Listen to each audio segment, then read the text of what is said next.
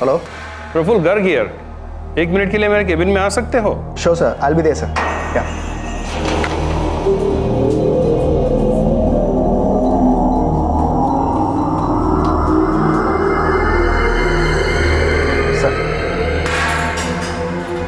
प्रफुल्ल, तुम्हें ये ऑर्गेनाइजेशन छोड़नी होगी। सर क्या हुआ सर? मुझसे कोई गलती हो गई क्या? गलती? इनफैक्ट गलती हमसे हुई है जो तुम्हें नौकरी पे रखा है। हम तुम्हें नौकरी से निकालने वाले थे, लेकिन तुम्हारी करियर का लिहाज करके तुमसे रिजाइन करने को कह रहे हैं। मिस्टर वर्मा, मिस्टर गर्ग, आप प्लीज़ मुझे बताइए तो सही कि मैंने किया क्या है। सर मुझे इस कंपनी में काम करते हुए 1 साल हो गया है और हर बार मेरे परफॉर्मेंस को अप्रिशिएट किया गया है, और आज अचानक आप लोग मुझसे मेरा रेजिग्नेशन मांग रहे हैं। पिछले साल हमने तुम्हें जिस इंस्टीट्यूट से सिलेक्ट किया था प्लेसमेंट के दौरान, वहां से लेटर आया है। डियर मिस्टर गर्ग, हम आपको बताना चाहते हैं कि मिस्टर प्रफुल्ल शास्त्री को 1 साल पहले दी गई MBA की डिग्री रद्द की जाती है। हमें पता चला है कि न सिर्फ प्रफुल्ल बल्कि और कई स्टूडेंट्स ने हमारी इंस्टीट्यूट के एंट्रेंस एग्जाम को धोखे से पास किया। यह फ्रॉड हाल ही में सामने आया है। एक रिप्यूटेड यूनिवर्सिटी होने के नाते ये हमारी जिम्मेदारी है कि हम अपने कॉर्पोरेट पैट्रन्स को इन्फॉर्म करें कि जिन स्टूडेंट्स को उन्होंने अपने यहाँ रिक्रूट किया है उनमें से कुछ ने बिना एंट्रेंस एग्जाम में अपीयर के इंस्टीट्यूट में एडमिशन लिया, जो कि एक फ्रॉड है, और मिस्टर प्रफुल्ल भी इनमें से एक हैं। इसलिए हमने इनकी डिग्री रद्द कर दी है और हम आपको इस बात की सूचना दे रहे हैं।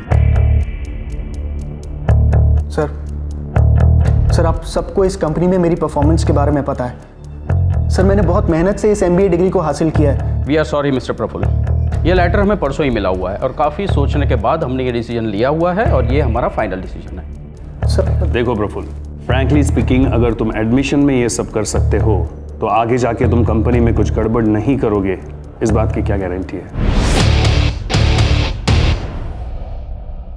एक कंपनी में नौकरी मिलने के 1 साल बाद अचानक एक दिन एक MBA ग्रेजुएट को नौकरी से निकाल दिया गया। वजह यह है कि जहां से उसने MBA किया था उसी इंस्टीट्यूट ने उसकी डिग्री रद्द कर दी थी। मुंबई का जाना माना NMIMS, Narsi Monjee institute of management studies. इस इंस्टीट्यूट के एंट्रेंस एग्जाम में धोखाधड़ी और जालसाजी कई बरसों से चल रही थी, लेकिन उसकी दस्तक अभी सुनाई थी। क्या था ये फ्रॉड और ये सामने आया कैसे?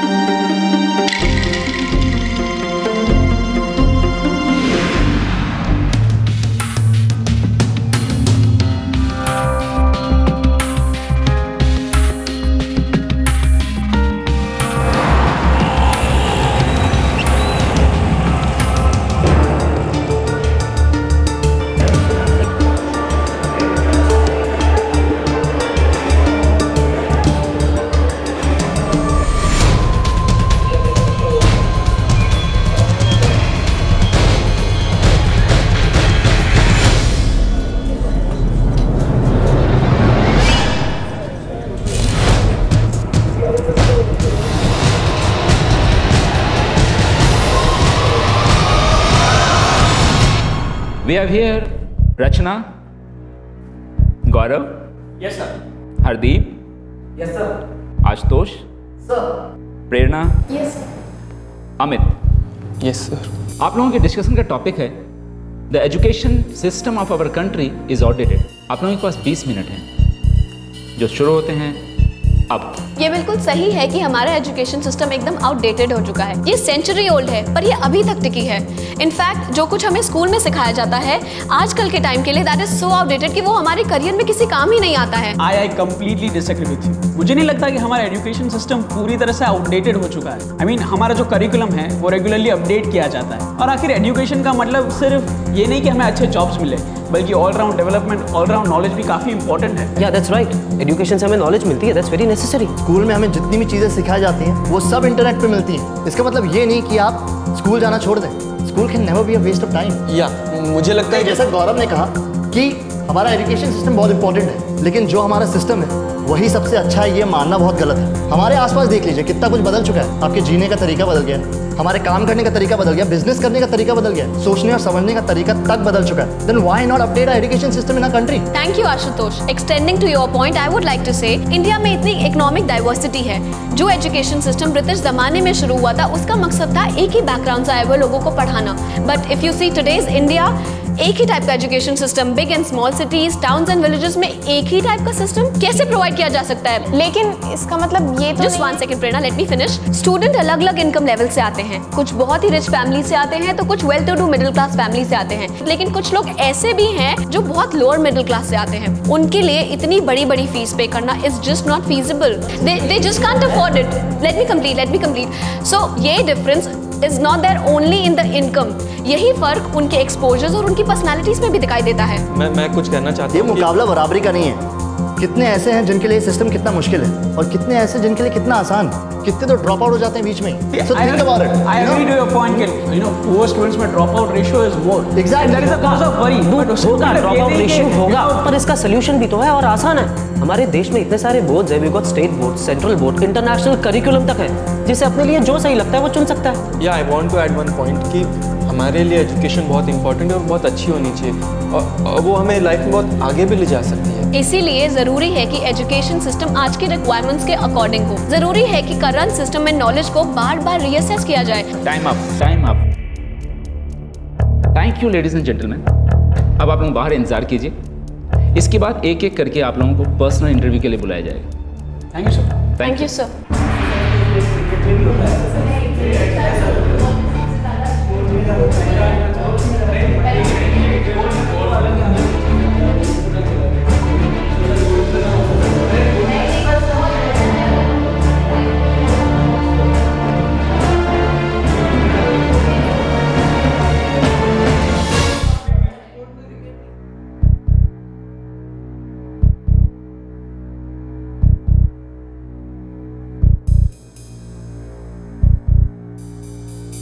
मिस्टर अमित गाडगिल, कुछ बताइए अपने बारे में। My name is Amit Gadgil और मैंने नागपुर यूनिवर्सिटी से बीकॉम किया है। वेल अमित, आपकी हॉबीज़ क्या है? मैं क्रिकेट खेलता हूँ और बैडमिंटन भी खेलता हूँ और मैगजीन्स भी पढ़ता हूँ सर। नाइस। किस तरह की मैगजीन्स पढ़ना पसंद करते हैं? India today. मिस्टर अमित, आप मेरे लिए एक सेंटेंस कंप्लीट करेंगे please? Fill in the blanks, debit all, dash dash, credit all, dash dash. जी मैं समझा नहीं सर। मिस्टर अमित, आपकी स्पेशलाइजेशन अकाउंटिंग है ना? Yes sir. तो आपको ये पता होना चाहिए। देखिए, fill in the blanks, debit all, dash dash, credit all, dash dash. Mister Amit, debit all expenses and losses, credit all incomes and gains. आजकल करप्शन एक बहुत बड़ा इशू है। So what do you think? इसके खिलाफ क्या किया जाना चाहिए? करप्शन होना तो नहीं चाहिए, लेकिन कर भी कह सकते हैं। पैसा तो आजकल सभी लेते हैं।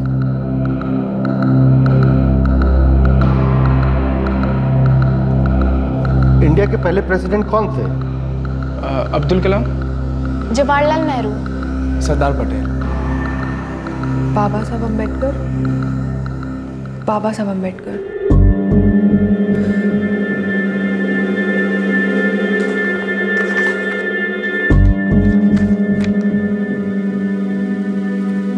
बड़ी अजीब बात है। एक्चुअली मिस्टर शर्मा, मैंने पिछले साल भी यही ट्रेंड नोटिस किए थे और उसके पिछले वाले साल भी। एंट्रेंस एग्जाम्स में उमेश राय के स्कोर्स है 261, गिरीश 259, प्रेरणा 251 और अर्चना 262 और राजीव ने स्कोर किए हैं 264। लेकिन इन सबों में सबसे ज्यादा मार्क्स अमित गाडगिल के हैं, 271 इन एंट्रेंस। लेकिन केस डिस्कशन और पर्सनल इंटरव्यूज में इन सबका परफॉर्मेंस बिलो एवरेज था। बल्कि मैं तो कहूँगा कि बहुत खराब परफॉर्मेंस थी उनकी। सर, पर्सनली मुझे ऐसा लगता है कि कहीं कुछ गड़बड़ है। मुझे भी इसके बारे में स्ट्रॉन्ग फीलिंग है। देखिए, कोई कैंडिडेट एंट्रेंस एग्जाम्स में इतना अच्छा परफॉर्म करता है, फिर पर्सनल इंटरव्यूज में आकर इतना खराब, कुछ तो प्रॉब्लम है। सर स्पेशली ये अमित गाडगिल का केस मुझे ये सोचने पे मजबूर कर दिया है कि क्या पर्सनल इंटरव्यू और एंट्रेंस एग्जाम में इतना फर्क हो सकता है।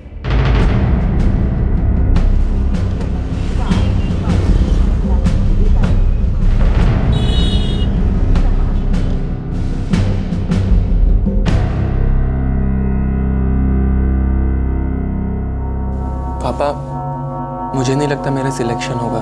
क्यों नहीं? देखना, इस बार तू जरूर सिलेक्ट होगा। और मुझे तो लगता है कि तू पहले नंबर पर आएगा।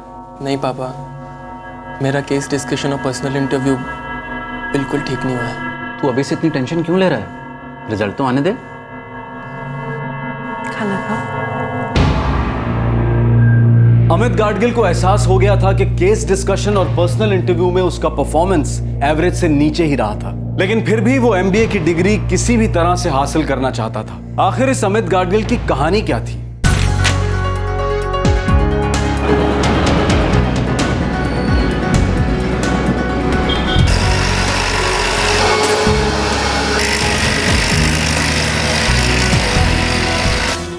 अमित बेटे, तू तो अच्छी तरह जानता है कि मैं सिर्फ एक ग्रेजुएट था, जस्ट अ ग्रेजुएट। लेकिन मैं चाहता था कि मैं अपना खुद का बिजनेस शुरू। पापा, आपकी बात ही अलग है। बिना किसी सपोर्ट के आपने इतना बड़ा बिजनेस सेट किया।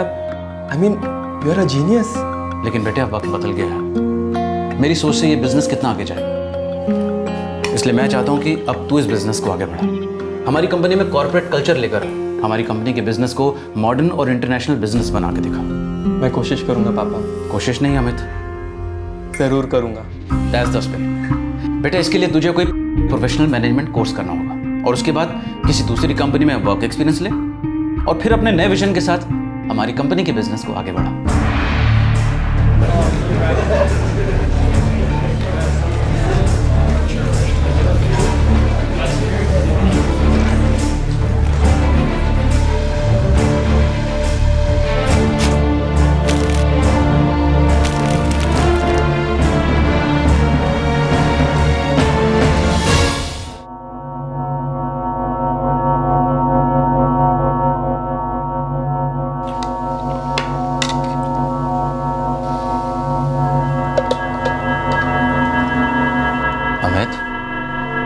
कैट का एग्जाम आसान एग्जाम नहीं होता है, इसलिए इतना मायूस मत हो। और भी कई रास्ते हैं। पापा, रियली वेरी सॉरी, मैंने आपको डिसअपॉइंट किया। अरे नहीं रे अमित, बिल्कुल नहीं। बेटा, तूने अपनी तरफ से पूरी कोशिश की ना, तो बस देख, वैसे भी बहुत सारी प्राइवेट यूनिवर्सिटीज हैं जिनके मैनेजमेंट कोर्सेज का बहुत नाम है। बेटा, तू वहाँ कोशिश कर। मेरा विश्वास है कि तेरा सिलेक्शन वहाँ ज़रूर होगा। और वैसे भी हारने के बाद ही जिंदगी में आगे बढ़ते हैं ना। पापा, मैंने भी ऐसे ही सोचा था कि अगर मेरा कैट में सिलेक्शन नहीं हुआ ना, तो मैं NMIMS में अप्लाई करूंगा। वो भी बहुत रेप्यूटेड है। गुड बेटा, तू अभी से उसकी तैयारी शुरू कर दे। और बेटा, मेरा पूरा विश्वास है तेरा 100% सिलेक्शन होगा। खाना खा। साल 2012 से 2013 तक अमित गाडगिल ने NMIMS के एंट्रेंस एग्जाम NMET यानी कि NMIMS मैनेजमेंट एप्टीट्यूड टेस्ट की तैयारी की। इस एग्जाम में वो अच्छे नंबरों से पास भी हो गया और उसे केस डिस्कशन और पर्सनल इंटरव्यू के लिए बुलाया गया। और वहां उसके खराब परफॉर्मेंस को देखकर उसके एंट्रेंस एग्जाम में पास होने पर सवाल उठने लगे और इन्हीं सवालों ने लिया एक सीरियस इन्वेस्टिगेशन का रूप।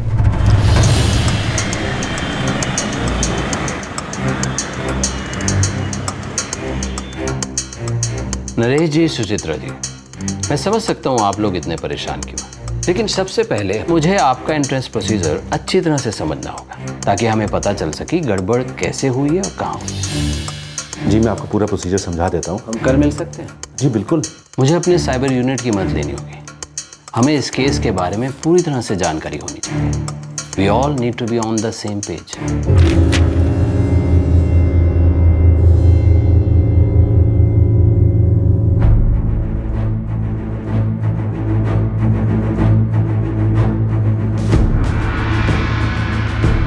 हमारे MBA कोर्स का एंट्रेंस टेस्ट NMAT कहलाता है, यानी NMIMS मैनेजमेंट एप्टीट्यूड टेस्ट। और इसका एग्जाम हमने एक फॉरेन कंपनी पैटरसन इनकॉर्पोरेटेड उनको आउटसोर्स किया हुआ है। यानी कि सारे कैंडिडेट से फॉर्म्स वही कलेक्ट करते हैं और एंट्रेंस एग्जाम भी वही कंडक्ट करते हैं? जी, एंट्रेंस एग्जाम्स इंडिया के 5 जोन्स में होते हैं, north, south, east, west and central. इन 5 जोन्स में टोटल 18 सेंटर्स हैं। एप्लीकेशंस किस तरह से ली जाती हैं? ऑनलाइन। कैंडिडेट्स को फॉर्म ऑनलाइन ही भरने होते हैं।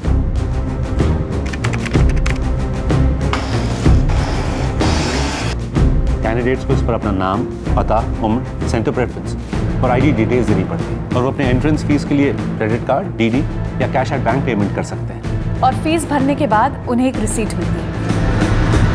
फॉर्म पर कैंडिडेट के फोटो के लिए कोई स्पेस नहीं? इस स्टेज पर फोटोग्राफ की जरूरत पड़ती नहीं है। इसके बाद हर कैंडिडेट को एंट्रेंस में अपेयर होने के लिए डेट, टाइम और सेंटर दिया जाता है। एंट्रेंस एग्जाम देते वक्त कैंडिडेट को एनमैट आईडी कैरी करना पड़ता है अपने साथ, जो उसे ऑनलाइन रजिस्ट्रेशन के वक्त मेल किया जाता है। वेबकैम से वहां उसका फोटो खींचा जाता है, जो उस आईडी के साथ पेस्ट किया जाता है, जिसे पैटरसन इनकॉर्पोरेटेड अपने रेफरेंस के लिए रखता है। इसके बाद ये फोटो कैंडिडेट के आईडी और सिग्नेचर से मैच किया जाता है। एनमैट आईडी वाला रिसीट और फोटो आईडी दिखाने के बाद ही कैंडिडेट को एग्जाम के लिए बैठने दिया जाता है। एंट्रेंस एग्जाम के बाद कैंडिडेट सिलेक्ट कैसे होते हैं और कौन सिलेक्ट करता है, आप या पैटरसन इनकॉर्पोरेटेड? ये एक जॉइंट प्रोसेस है जो हम और पैटरसन इनकॉर्पोरेटेड दोनों करते हैं।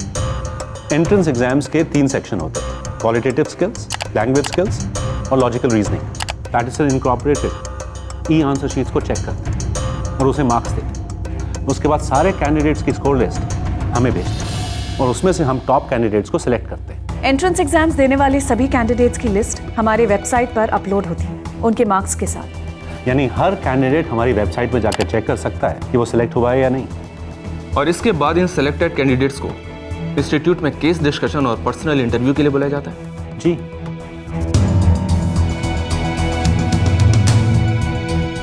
केस डिस्कशन और पर्सनल इंटरव्यू के टाइम क्या कैंडिडेट को एंट्रेंस एग्जाम में फिल किया गया फॉर्म जिस पर उसका वेबकैम से खींचा हुआ फोटो था, क्या वो फॉर्म लेकर आना होता है? जी नहीं, वो फॉर्म्स पैटरसन इनकॉर्पोरेटेड के पास होते हैं। सिलेक्टेड कैंडिडेट्स को केस डिस्कशन और पर्सनल इंटरव्यूज के लिए आने से पहले इंटरनेट से फॉर्म डाउनलोड करना होता है, उन्हें फिलअप करना होता है और अपनी फोटोग्राफ पेस्ट करनी होती है। उन्हीं फॉर्म्स को केस डिस्कशन और पर्सनल इंटरव्यूज के फीस के साथ हमें कुरियर करने होते हैं। एडमिशन के लिए केस डिस्कशन और पर्सनल इंटरव्यू उतना ही जरूरी है जितना कि एंट्रेंस एग्जाम। और इसी केस डिस्कशन और पर्सनल इंटरव्यूज के दौरान हमें इन कैंडिडेट्स की एंट्रेंस लेवल और यहाँ की परफॉर्मेंस के बीच बहुत बड़ा फर्क नजर आया और हमें शक हुआ कि कोई ना कोई फ्रॉड हो सकता है। जहाँ तक मेरी समझ में आया है, आपके कैंडिडेट्स को एक फॉर्म भरना होता है एंट्रेंस एग्जाम देने से पहले और एक अलग फॉर्म भेजना होता है NMIMS केस डिस्कशन और पर्सनल इंटरव्यू देने से पहले, जो कि आपकी एडमिशन का फाइनल स्टेज होता है। जी हाँ। एंट्रेंस लेवल वाला फॉर्म पैटरसन इनकॉर्पोरेटेड के पास होता है और आपके इंस्टीट्यूट के पास आखिरी स्टेज वाला फॉर्म। जी हाँ। और क्या इन दोनों फॉर्म्स को कभी टैली किया जाता है? पैटरसन इनकॉर्पोरेटेड सिर्फ हमें सारे कैंडिडेट्स की स्कोर लिस्ट भेजती है। सिर्फ लिस्ट मिलती है या एंट्रेंस एग्जाम के सारे फॉर्म्स भी मिलते हैं? जी नहीं, सिर्फ लिस्ट ही भेजी जाती है। एंट्रेंस एग्जाम्स के फॉर्म्स उन्हीं के पास होते हैं क्योंकि एंट्रेंस एग्जाम्स में हजारों कैंडिडेट्स अप्लाई करते हैं, उनके फॉर्म्स हम कभी नहीं देखते। नहीं तो है वो लूप होल। अगर एंट्रेंस एग्जामिनेशन के लिए मैं जाऊं और केस डिस्कशन और पर्सनल इंटरव्यू के लिए शिशिर जाए तो आपको कैसे पता चलेगा? राइट, कभी पता नहीं चलेगा। आपका डाउट गलत नहीं है, यह बहुत बड़ा धोखाधड़ी का स्कोप है। इसके पीछे जरूर कोई बहुत बड़ा रैकेट है। तो आपको इन 6 कैंडिडेट्स के रिजल्ट पे शक है? अमित गाडगिल, उमेश राय, प्रेरणा अलग, अर्चना दिवेकर, गिरीश खेरा, राजीव शाह। और ये 6 लोग हमें उस रैकेट तक पहुंचाएंगे, पर इससे पहले हमें ये कंफर्म करना होगा कि ये लोग खुद एग्जामिनेशन में नहीं बैठे। हमें पैटरसन इनकॉर्पोरेटेड को कांटेक्ट करना होगा। हम उनसे इस बारे में पहले ही बात कर चुके हैं।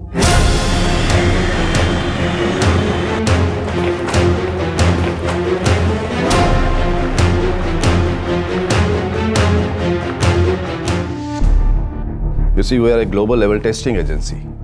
हमारे साथ कितने ही बड़े बड़े एजुकेशनल इंस्टीट्यूट्स जुड़े हुए हैं। इस तरह की गलती हम तो सोच भी नहीं सकते। देखिए, भी अंडरस्टैंड, मगर अब तो ये गलती पकड़ी गई है। Sir, thank you. ये उन 6 स्टूडेंट्स के एंट्रेंस एग्जाम के फॉर्म्स हैं। You can have a look.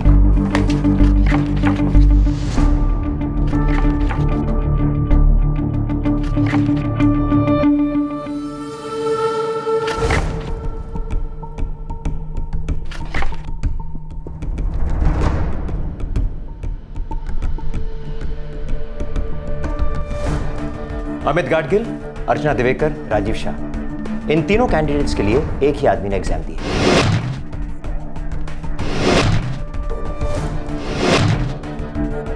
और वैसे ही एक दूसरे आदमी ने उमेश राय, प्रेरणा अलग और गिरीश खेरा, इन तीनों के लिए एग्जाम दिया।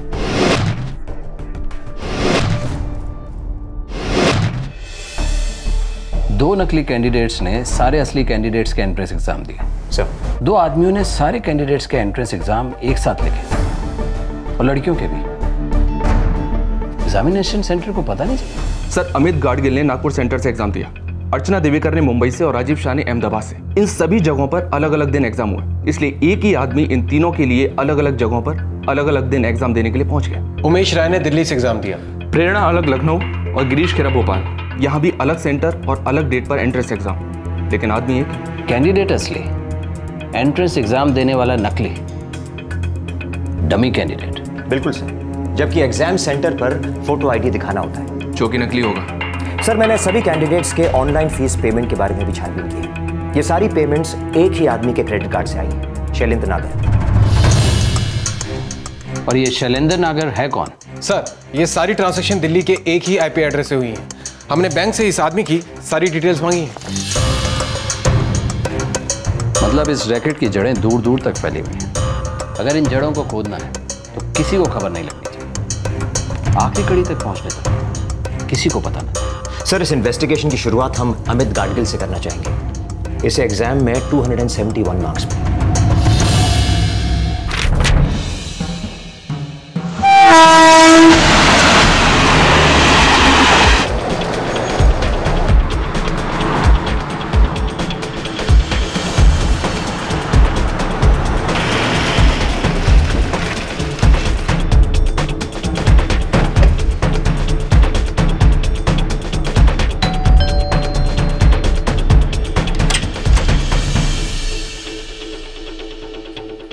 अमित गाडगिल।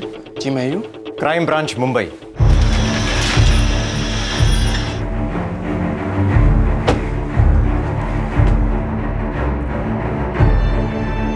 लेकिन किया क्या मेरे बेटे ने? देखिए मिस्टर गाडगिल, हम अमित को अरेस्ट करने नहीं आए, बस कुछ जरूरी सवाल पूछने हैं एक बड़े रैकेट के बारे में, इसलिए आपको घबराने की कोई जरूरत नहीं। मगर आप चाहें तो हम अरेस्ट वारंट लेकर भी आ सकते हैं।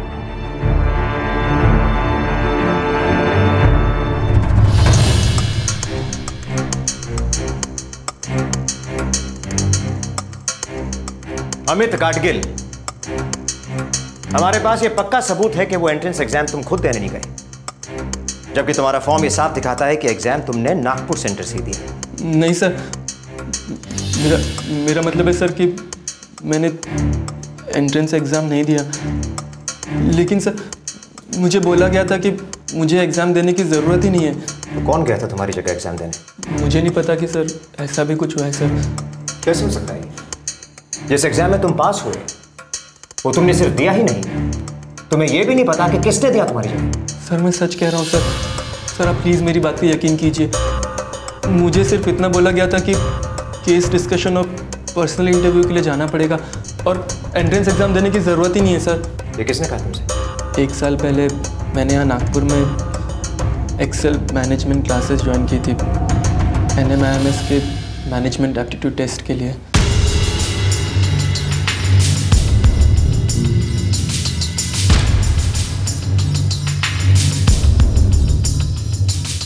वसंत कानिटकर, ये कोचिंग क्लास का कोऑर्डिनेटर है। जी हाँ सर, उन्होंने मुझे पूर्णेंदु गुप्ता से मिलवाया था sir. Purnendu, he is Amit Gadgil. Amit, Purnendu sir. Hi Amit. Hi sir. ये वही ब्राइट स्टूडेंट है जिसे आप मिलना चाह रहे थे। Nice to meet you Amit. मुझे भी तुम्हारे जैसे ही ब्राइट स्टूडेंट्स की तलाश होती है। वैसे ये पूर्णेंदु गुप्ता है कौन? जी, उन्होंने बताया था कि वो बड़े बड़े इंस्टीट्यूट्स के लिए मैनेजमेंट कंसल्टेंट हैं। मैं मैनेजमेंट कंसल्टेंट हूँ, इंडिया के टॉप एजुकेशनल इंस्टीट्यूट्स के लिए। Really sir? बिल्कुल। और मेरा काम है तुम्हारे जैसे ब्राइट स्टूडेंट्स को ढूंढना और उन्हें एनकरेज करना। अब तुम्हारे बारे में मैंने वसंत से सुना तो मुझे लगा मैं तुमसे मिल लूं। Thank you so much sir. By the way, कौन सा इंस्टीट्यूट टारगेट कर रहे हो? NMIMS। That's wonderful. बहुत ही नामी इंस्टीट्यूट है ये, और मैं NMIMS से भी जुड़ा हुआ हूँ। सर मैं अपना MBA वहीं से करना चाहता हूँ। That's very good. पर इतने बड़े इंस्टीट्यूट में एडमिशन पाना नामुमकिन तो नहीं है, पर हाँ थोड़ी प्रॉब्लम हो सकती है। वो क्या सर? अब देखो अमित, हजारों की तादाद में स्टूडेंट्स जो हैं वो NMIMS के एडमिशन की एंट्रेंस की लाइन में खड़े होते हैं। वो तो है सर। अब कई बार ऐसा भी होता है कि तुम्हारे जैसे ब्राइट स्टूडेंट भी इस लंबी लाइन में कहीं पीछे छूट जाते हैं, लेकिन तुम फिक्र मत करो, मैं तुम्हारी मदद कर सकता हूं अगर तुम चाहो तो। वो कैसे सर? देखो अमित, हर इंस्टीट्यूट में एक मैनेजमेंट कोटा होता है और मैं उसी का इंचार्ज हूं। आई कैन अश्योर यू कि तुम्हें केस डिस्कशन और पर्सनल इंटरव्यू के लिए कॉल पक्का आएगा, और वहां से आगे बढ़ने में कोई बड़ी बात नहीं, क्योंकि तुम्हें एंट्रेंस एग्जाम देने की जरूरत ही नहीं है। तो ये मिस्टर पुर्नेंदु गुप्ता ने तुम्हें बताया कि एंट्रेंस एग्जाम देने की जरूरत नहीं है? Yes sir. मुझे लगा कि सच होगा, क्योंकि वो मैनेजमेंट टीम से ही थे। फिर उन्होंने कहा कि मैनेजमेंट कोटा के लिए पैसे लगेंगे। अब चूंकि ये मैनेजमेंट कोटा की सीट है, इसके लिए तुम्हें 20 लाख देने होंगे। 20 लाख? हाँ, पर तुम्हारी सीट गारंटीड है। देखो अमित, मैं नहीं चाहता कि तुम्हारे जैसा ब्रिलियंट स्टूडेंट MBA करने का इतना अच्छा चांस गंवा दे। आई एम श्योर तुम भी ऐसा नहीं चाहते होंगे। पापा, पुर्नेंदु सर ने कहा है कि 10 लाख रुपए अभी देने और बाकी के 10 लाख रुपए केस डिस्कशन और पर्सनल इंटरव्यू का कॉल लेटर आने के बाद। बेटे ये बहुत अच्छा मौका है, तो सोच मत, जल्दी से हाँ कर दे। मैंने 10 लाख रुपए पहले दिए थे और बाकी के 10 लाख रुपए केस डिस्कशन और पर्सनल इंटरव्यू का कॉल लेटर आने के बाद। तुम्हारा ऑनलाइन फॉर्म किसने भरा? वो शायद पुर्नेंदु सर ने भरा होगा, क्योंकि जब मैंने उन्हें 10 लाख रुपए दिए थे तब उन्होंने मेरी सारी डिटेल्स ले ली थी। सर ये 6 पासपोर्ट फोटोग्राफ्स जो आपने मंगवाए थे। ऑलराइट। ये डिग्री और मार्कशीट की कॉपीज, ये एड्रेस, बर्थ सर्टिफिकेट और बाकी के डिटेल्स। ओके। ये ड्राइविंग लाइसेंस की कॉपी। That's good Amit. अब बस मन लगा के अपनी क्लासेस अटेंड करो, और ये कोचिंग क्लासेस तो तुम्हें अपने कोर्स में भी काम आने वाली हैं। And just wait for your call. Thank you so much sir. My pleasure. Amit, ये है वो आदमी जिसने तुम्हारी जगह एंट्रेंस एग्जाम दिया था। तुम जानते हो उसे? नहीं सर, मैं इसे नहीं जानता। मैं तो सिर्फ पुर्नेंदु सर को जानता हूँ, और उन्होंने तो मुझसे कहा था कि मुझे एंट्रेंस एग्जाम में अपीयर होने की ज़रूरत ही नहीं है। शैलेंद्र नागर कौन है? पता नहीं सर। शैलेंद्र नागर ने तुम्हारी एंट्रेंस फीस ऑनलाइन जमा की थी, खुद के क्रेडिट कार्ड से। सर मुझे इसके बारे में कुछ भी नहीं पता सर। सर मैं सच कह रहा हूँ सर, प्लीज़ आप मेरा यकीन मानिए सर, प्लीज़ सर। अच्छा बताओ, ये पुर्नेंदु गुप्ता कहाँ का है? वसंत सर ने बोला था कि वो दिल्ली में मैनेजमेंट कंसल्टेंट हैं। तुम्हारी उसके साथ फ़ोन पे तो बात हुई होगी? हाँ सर। नंबर बताओ। सर मुझे लगता है हमें एक्सेल क्लासेस के वसंत कनितकर से पूछताछ करनी चाहिए। वसंत नहीं, अमित गाडगिल को पुर्नेंदु से मिलाया। बड़े होशियार लोग हैं सर, अपना सारा काम पूरी सफाई के साथ करते हैं, किसी कॉर्पोरेट ऑर्गेनाइजेशन की तरह डील करते हैं ये लोग। शायद इनके अलग अलग डिविजन्स होंगी, जहां से वो अलग अलग जगहों से ये स्टूडेंट सिलेक्ट करते हैं, जैसे कि नागपुर से अमित गाडगिल, मुंबई से अर्चना दिवेकर, दिल्ली से उमेश राय, भोपाल से गिरीश खेरा, अहमदाबाद से राजीव शाह, लखनऊ से प्रेरणा अलग, और ना जाने इनके जैसे कितने और। व्हाइट कॉलर धोखेबाजों की गैंग, एक स्टूडेंट से 20 लाख रुपए। न जाने ये धोखेबाजी कब से चल रही है सर।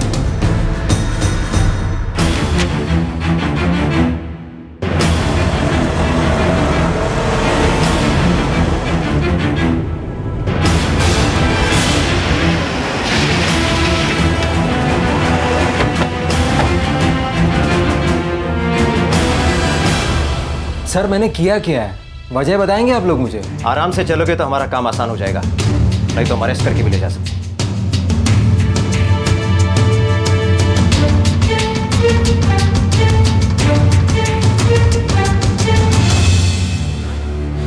सर मैंने किया क्या? आप क्या जानना चाहते हैं मुझसे?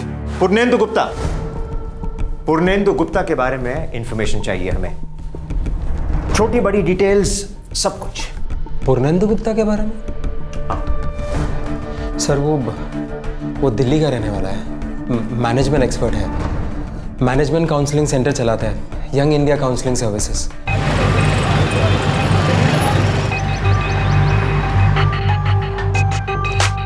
सर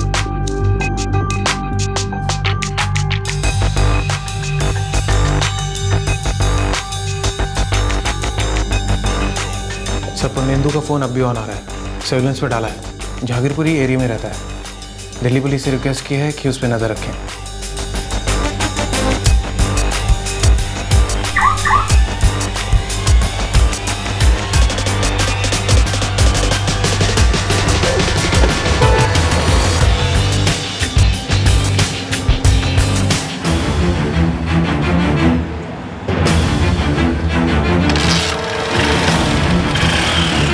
मिस्टर कानिटकर, आप एक एजुकेशनिस्ट हैं। इसका मतलब है कि अगर मैं आपसे एकदम विनम्रता से भी बात करूं तो आप सब कुछ बता देंगे मुझे।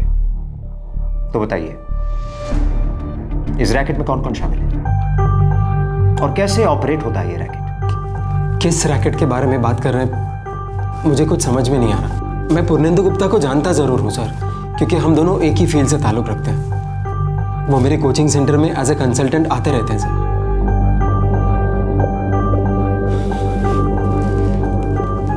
सर मैं बिल्कुल सच कह रहा हूं सर, मुझे नहीं पता कि उसका किसी रैकेट में हाथ भी है। मैं पिछले 4 सालों से ये कोचिंग सेंटर चला रहा हूं सर, बहुत मेहनत की है सर यहां तक पहुंचने के लिए, नाम कमाने के लिए। पूर्णेंदु गुप्ता से कहाँ मिले? सर यहाँ नागपुर में एक बहुत अच्छे प्रोफेसर है मैनेजमेंट के, प्रोफेसर पंकज सिंह, हमारे कोचिंग इंस्टीट्यूट में एज ए गेस्ट लेक्चरर आते हैं। उन्होंने पहली बार मिलवाया था मुझे पूर्णेंदु गुप्ता से तकरीबन 3 साल पहले, और तब से पूर्णेंदु गुप्ता हमारे इंस्टीट्यूट में आते रहते हैं। और आपको ये बिल्कुल पता नहीं कि वो आते क्यों है? सर काउंसलिंग के लिए आते हैं। वो अच्छे स्टूडेंट्स को ढूंढते रहते हैं, ब्राइट स्टूडेंट्स को मोटिवेट करते हैं, और बड़े बड़े मैनेजमेंट इंस्टीट्यूट में उनके अच्छे ताल्लुकात हैं, ऐसा उन्होंने कहा था। प्रोफेसर पंकज सिंह। सर ये दोनों कौन है? इनको मैं नहीं जानता। मिस्टर कानिटकर, आपका एड्रेस, बैंक अकाउंट्स, सारी डिटेल्स लिखिए जल्दी।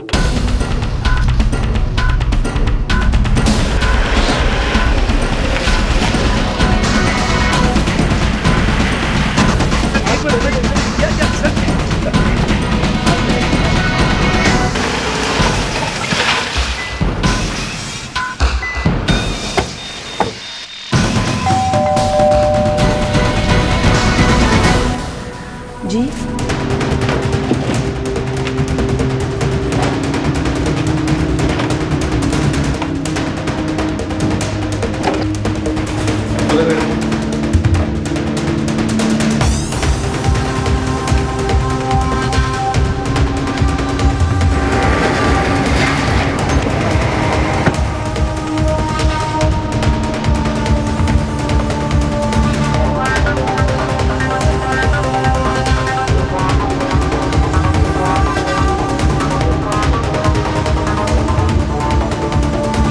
प्रोफेसर पंकज सिंह, मैं आपसे सब कुछ साफ साफ सुनना चाहता हूं।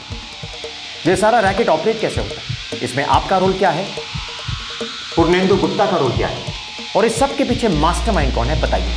सर मैं पूर्णेंदु के अलावा और किसी को नहीं जानता हूं सर। ये तो बताइए आपका रोल क्या है? सर कुछ नहीं।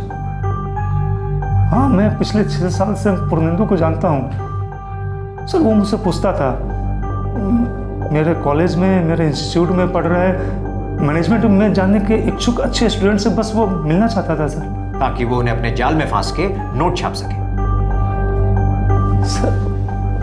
सर मुझे इसके बारे में कुछ भी नहीं पता। तो फिर आप क्या सोशल सर्विस कर रहे थे? जी नहीं सर, मैं पूर्णेंदु के काउंसलिंग सेंटर में कंसल्टेंट हूँ। जिसके लिए मुझे पेमेंट मिलती थी।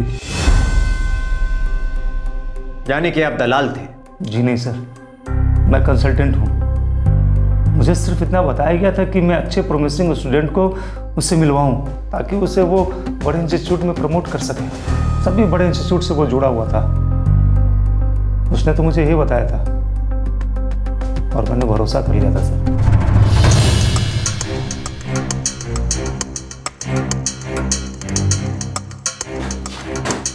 सर, वसंत कानेटकर के बैंक अकाउंट में कोई बड़ा ट्रांजैक्शन नहीं मिला, ना घर में ना क्लासेस में, कहीं कोई कैश नहीं मिला। घर और क्लासेस के अलावा कोई बड़ी प्रॉपर्टी भी नहीं है जिससे कि शक किया जा सके। वसंत कानेटकर और पंकज सिंह, हो सकता है ये दोनों सिर्फ कंसल्टेंट्स हों, पूर्णेंदु गुप्ता तक पहुंचने की सिर्फ कड़ियां हों। शायद उनका इस रैकेट में कोई इन्वॉल्वमेंट ही ना हो, मगर इतना जरूर है कि ये रैकेट बहुत बड़ा है, कई लोग शामिल हैं। सर, हो सकता है वसंत कानेटकर बेकसूर हो, पर मुझे पूरा शक इस पंकज सिंह पर है। वो पक्का पूर्णेंदु गुप्ता के साथ मिला हुआ है। मिस्टर कानेटकर, हम आपको जाने दे रहे हैं, मगर याद रहे आप पूर्णेंदु को कुछ नहीं बताएंगे। हमारी नजर आप पर भी है, उस पर भी। अगर आपने उसकी मदद करने की कोशिश भी की तो आप तो जरूर अंदर जाएंगे। बड़ी सावधानी के साथ क्राइम ब्रांच इस रैकेट का पर्दाफाश करने की तरफ बढ़ रहा था। इस रैकेट की बहुत सारी कड़ियां थी और उनकी नजर पूर्णेंदु गुप्ता पर थी, लेकिन वो पूर्णेंदु गुप्ता को तभी छूने वाले थे जब उनके हाथ में सारी कड़ियां लग जाएं और ये समझ में आ जाए कि ये रैकेट ऑपरेट कैसे होता है।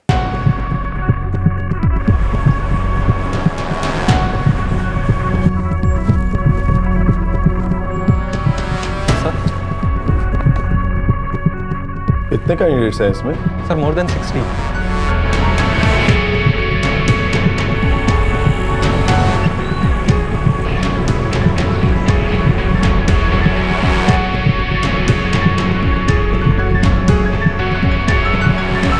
It's unbelievable. फ्रॉड करके 60 से ज्यादा कैंडिडेट्स ने एंट्रेंस क्लियर किया है। और हमें पिछले सालों के एंट्रेंस टेस्ट फॉर्म और एडमिशन फॉर्म्स वो भी चेक करने होंगे।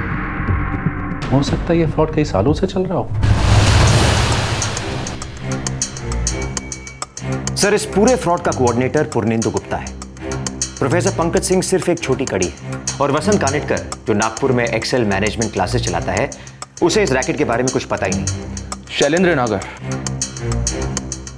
दिल्ली का रहने वाला है, पूर्णेंदु गुप्ता की यंग इंडिया काउंसलिंग में काम करता है। एंट्रेंस फीस उसी के क्रेडिट कार्ड से पे की गई है। और धर्मेंद्र नागर उसका छोटा भाई भी है और उसी सेंटर में काम भी करता है, लेकिन एग्जैक्टली उसका रोल क्या है ये अभी तक समझ में नहीं आया। फिर भी अभी पूर्णेंदु को टच मत कर, ठीक है? सही समय आने पर उसे उठा दे। मुझे लगता है इसमें और भी कई लोग शामिल हैं। नीचे की कड़ियां हाथ लग जाएं फिर। जी सर, एक अमित गाडगिल से बात करके इतना कुछ मालूम हुआ है। बाकी कैंडिडेट से भी पूछताछ करते हैं।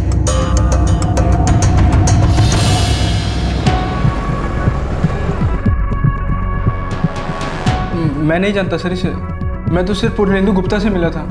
उन्होंने मुझे बताया था कि मैनेजमेंट कोटा से एडमिशन के लिए मुझे कॉल आएगा। पूर्णेंदु गुप्ता से मिले कहाँ तुम? चंद्रेश मित्रा ने मिलवाया था। वो मेरे एक फ्रेंड को जानते थे और उन्होंने मुझे ये भी कहा कि वो मुझे NMIMS में एडमिशन दिलवा सकते हैं। ये चंद्रेश मित्रा कौन है? सर, ठीक से तो मैं भी नहीं जानता सर, पर सुना है पनवेल में उनकी होटल है सर।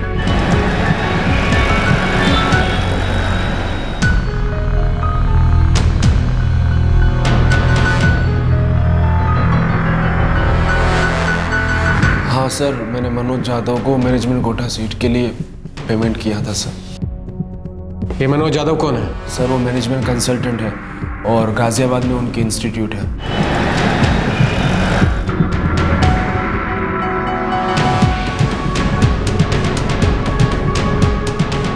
फ्यूचर गाइडेंस सर्विसेज के मनोज यादव को मैंने पेमेंट किया था। सर, मनोज यादव ने मुझे कभी नहीं बताया कि मेरी जगह एंट्रेंस एग्जाम में कोई और अपीयर हो। Manoj Yadav future guidance services वाला? जी सर।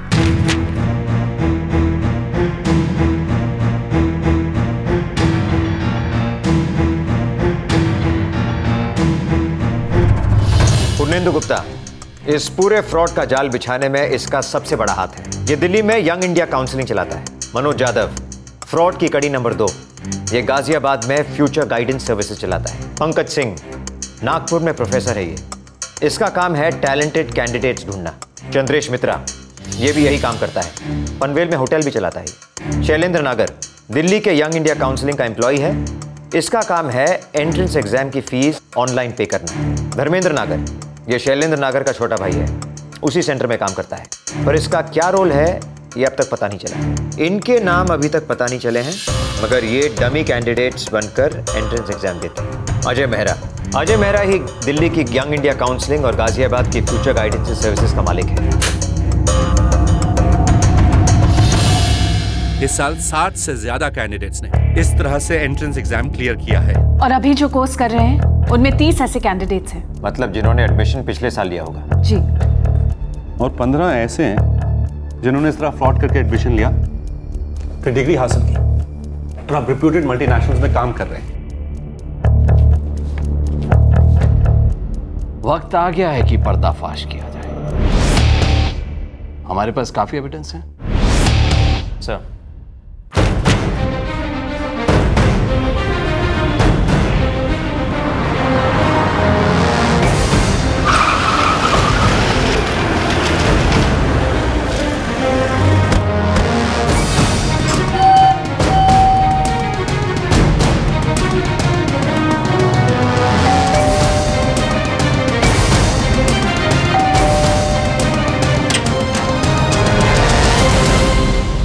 जी पूर्णेंदु गुप्ता।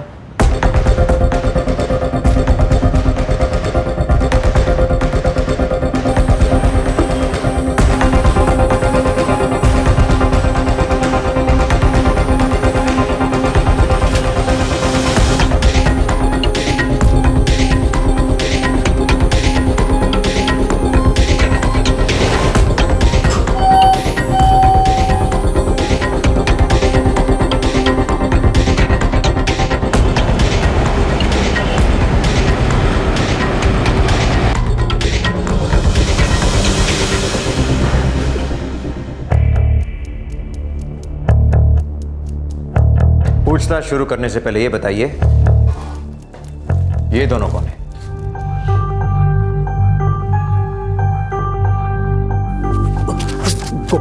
गोपाल शुक्ला, ये प्रदीप शाह है। और कहाँ मिलेंगे दोनों? गोपाल शुक्ला इंदौर में और प्रदीप शाह है गुड़गांव में।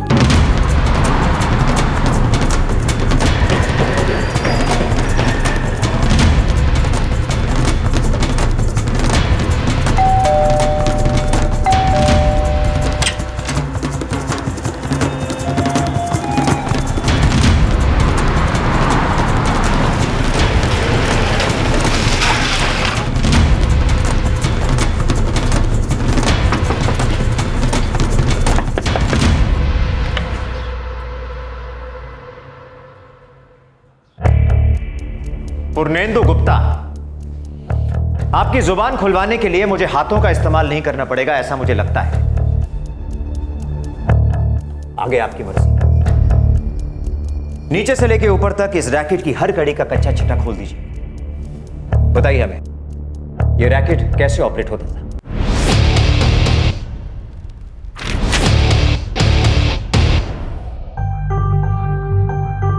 पंकज सिंह और चंद्रेश मित्रा, ये दोनों लोग हमारे लिए कैंडिडेट्स ढूंढते हैं।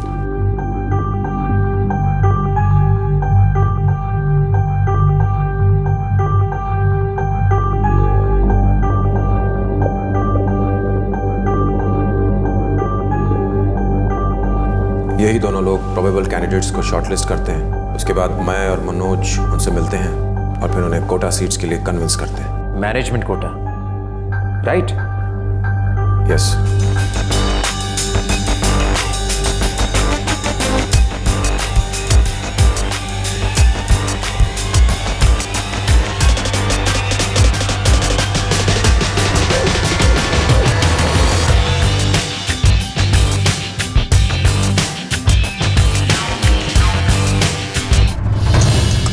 कैंडिडेट से पेमेंट लेने के बाद ऑनलाइन फॉर्म्स कैसे भरे जाते हैं, और एंट्रेंस एग्जाम और एग्जाम सेंटर्स ये दोनों कैसे मैनेज होते हैं? ये काम शैलेंद्र नागर और उसका भाई धर्मेंद्र नागर संभालते हैं।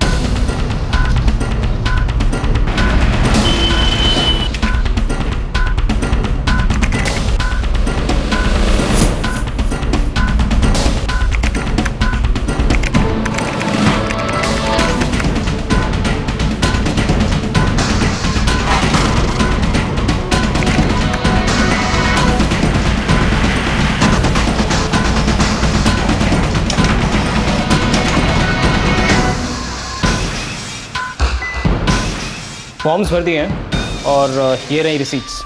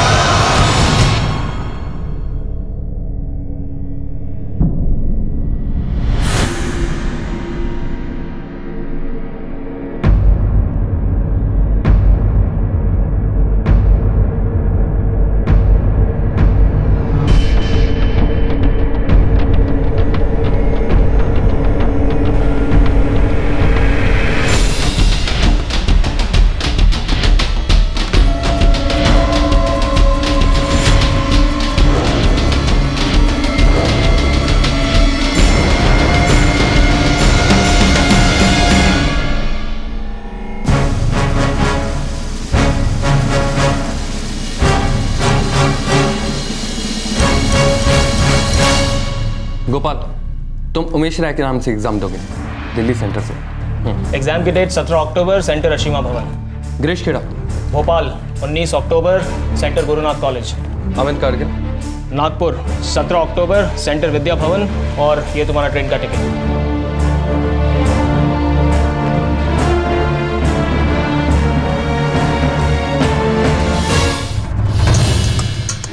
गोपाल शुक्ला, प्रदीप साहे, ये दो कौन है? ये दोनों हमारे ही सेंटर में काम करते हैं। गोपाल शुक्ला मैनेजमेंट ग्रेजुएट है और प्रदीप साहे बीटेक है। इन दोनों को एंट्रेंस एग्जाम में अपेयर होने के लिए 1.5 लाख रुपए पर कैंडिडेट मिलता है। और ये तय था कि वो दोनों एक्सीलेंट रिजल्ट लाएंगे। उनके बाएं हाथ का खेल है ये एंट्रेंस एग्जाम। वो लोग लड़कियों के लिए भी अपेयर होते थे, कभी पकड़े नहीं गए। ये कैसे होता है? हमें पता था कि इन एंट्रेंस टेस्ट सेंटर्स पे चेकिंग ठीक से नहीं होती। और ये काम तुम लोग सालों से कर रहे हो। अजय मेहरा का क्या रोल है और कहाँ है वो? अजय मेहरा ही कोचिंग क्लासेस के ओनर है और वो दिल्ली में ही रहते हैं। NMIMS ये एक ही मैनेजमेंट इंस्टीट्यूट है जिसे तुम लोगों ने टारगेट किया है, या और भी हैं जिनमें अपना जाल फैला रखा है?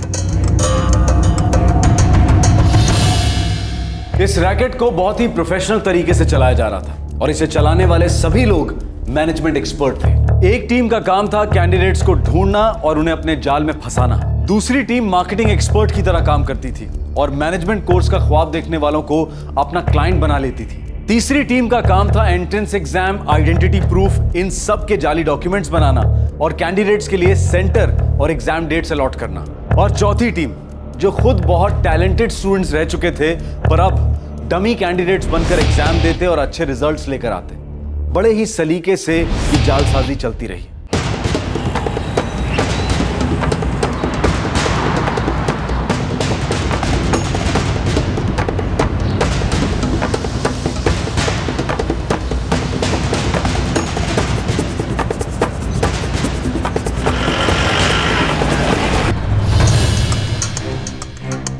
सर, सभी आरोपी हमारी कस्टडी में हैं, सिवाय अजय मेहरा के, जो यंग इंडिया काउंसलिंग और फ्यूचर गाइडेंस सर्विसेज का ओनर है। अभी तो हमारे हाथ सिर्फ एक इंस्टीट्यूट के फ्रॉड का लेखा चुका आया है सर।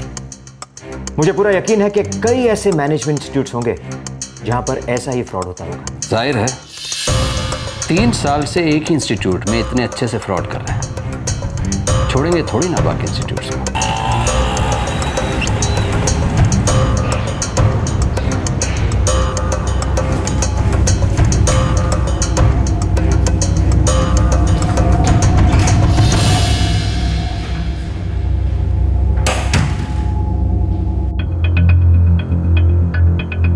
इस साल जो 30 कैंडिडेट्स ने फ्रॉड करके एडमिशन्स लिए हैं, उनकी लिस्ट लगा दी गई है और उन्हें सस्पेंड भी कर दिया गया है। और इस साल की नई सिलेक्शन लिस्ट लगानी होगी। हो सकता है कई डिजर्विंग स्टूडेंट्स होंगे जिनको पिछली लिस्ट में जगह नहीं मिली होगी। ये है उन 15 कैंडिडेट्स की लिस्ट जिन्होंने इस तरीके से एडमिशन पाकर डिग्रीज हासिल करके MNCs में जॉब्स भी पाली है। हमें अपने रेपुटेशन और वैल्यूज के हिसाब से डिसीजन लेना होगा। उन स्टूडेंट्स का सच सामने लाना होगा और उन स्टूडेंट्स को भी सच का सामना करना पड़ेगा। Yes sir. हम आपको बताना चाहते हैं कि मिस्टर प्रफुल्ल शास्त्री को 1 साल पहले दी गई MBA की डिग्री रद्द की जाती है। Mister Rahul Shah, mister Gaurang Vagani, miss Pallavi Gupta, mister Narendra Jha, हमें पता चला है कि इन स्टूडेंट्स ने हमारे इंस्टीट्यूट का एंट्रेंस एग्जाम दी ही नहीं, उनकी जगह किसी और ने अपीयर किया था। ये फ्रॉड हाल ही में सामने आया है। एक रिप्यूटेड यूनिवर्सिटी होने के नाते ये हमारी जिम्मेदारी है कि हम अपने कॉर्पोरेट पैट्रन्स को इन्फॉर्म करें कि जिन स्टूडेंट्स को उन्होंने अपने यहाँ रिक्रूट किया है उनमें से कुछ ने जानबूझकर धोखेबाजी और झूठ का सहारा लेकर इंस्टीट्यूट में एडमिशन लिया है। इसलिए हमने इनकी डिग्री रद्द कर दी है और हम आपको इस बात की सूचना दे रहे हैं।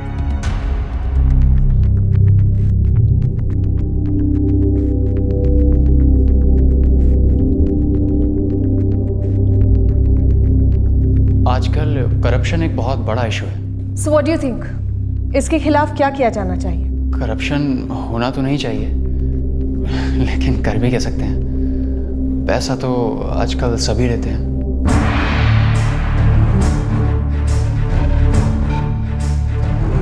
सभी दोषियों को आईपीसी की धारा 419, 420, 465, 467, 468 और 471 के तहत गिरफ्तार किया गया है। ये सभी धाराएं जालसाजी, धोखाधड़ी और नकली डॉक्यूमेंट्स इस्तेमाल करने जैसे आरोपों के लिए हैं। इस रैकेट के मुख्य आरोपी अजय मेहरा, जो कि दोनों कोचिंग क्लासेस का मालिक है, उसे भी हिरासत में ले लिया गया है। NMIMS ने सबसे पहला कदम यह उठाया कि एडमिशन प्रोसीजर की खामियों को सुधारा। अब उन्होंने ऑनलाइन एप्लीकेशन फॉर्म में कैंडिडेट का फोटो अटैच करना और जेंडर स्पेसिफाई करना कंपलसरी कर दिया है।